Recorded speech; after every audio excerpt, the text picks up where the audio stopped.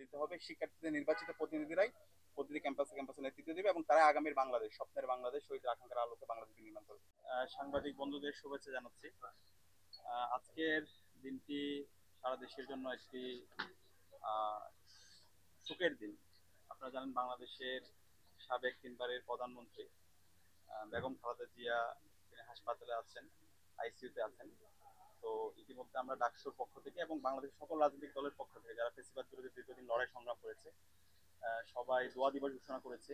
আমরা আল্লাহর কাছে দোয়া করছি যেন বেগম খালেদা জিয়াকে আল্লাহ তাআলা দ্রুত সুস্থতার নিয়ামত দান করেন, আল্লাহুম্মা। এবং একই সাথে বিপ্লব পরবর্তী আজকে বাংলাদেশে চমৎকার একটা গণতান্ত্রিক পরিবেশ নিশ্চিত হয়েছে।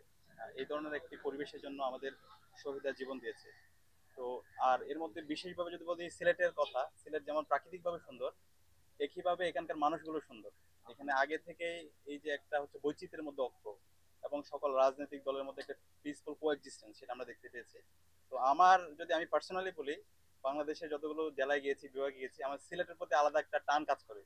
এখানকার মানুষের কথা বলা, এখানকার মানুষের প্রতি হচ্ছে মানুষের দরদ এবং ইসলামের প্রতি এখানকার মানুষের যে দরদ এবং এখানকার যে অলিয়া আউলিয়াদের অবদান, শাহজালাল, শাহ ফরহাদ রহমাতুল্লাহ থেকে শুরু করে যারা এখানে এসেছেন, এই সব মিলিয়ে সিলেট বাংলাদেশের মধ্যে আলাদা একটা অবস্থান তৈরি করে নিয়েছে।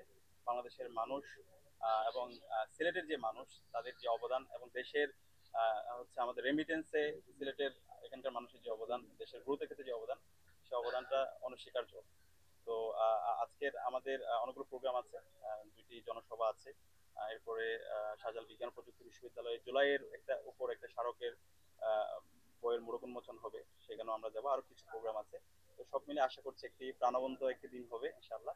এবং সব মিলিয়ে আমরা সিলেটের সর্বস্তর মানুষের স্বতঃস্ফূর্ত রেসপন্স দেখতে পাচ্ছি।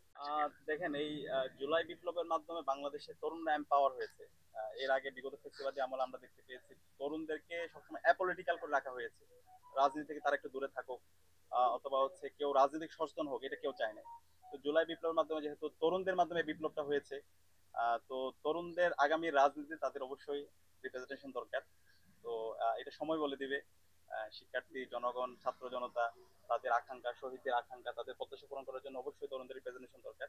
তো আশা করছি যদি তরুণরা চায়, জনগণ যদি চায়, তাহলে সেই সিদ্ধান্ত তো অবশ্যই জনগণের ডিসাইড করবে। তো এটা সময়ের আলোকে জনগণের তাদের আকাঙ্ক্ষা, তাদের যে প্রত্যাশা, শহীদদের আকাঙ্ক্ষা, সেটা বাস্তবায়ন আলোকে আশা করছি ভালো সিদ্ধান্ত হবে। দল কি চেয়েছে ইতিমধ্যে? না, এটা তো জনগণের আকাঙ্ক্ষার উপর ডিপেন্ড করে। সামগ্রিকতা বিবেচনায় তরুণদের এম্পাওয়ার হওয়া দরকার এবং এটা সবাই চায়। জনগণ যেহেতু চায়, সুতরাং আশা করি ভালো কিছু হতে পারে।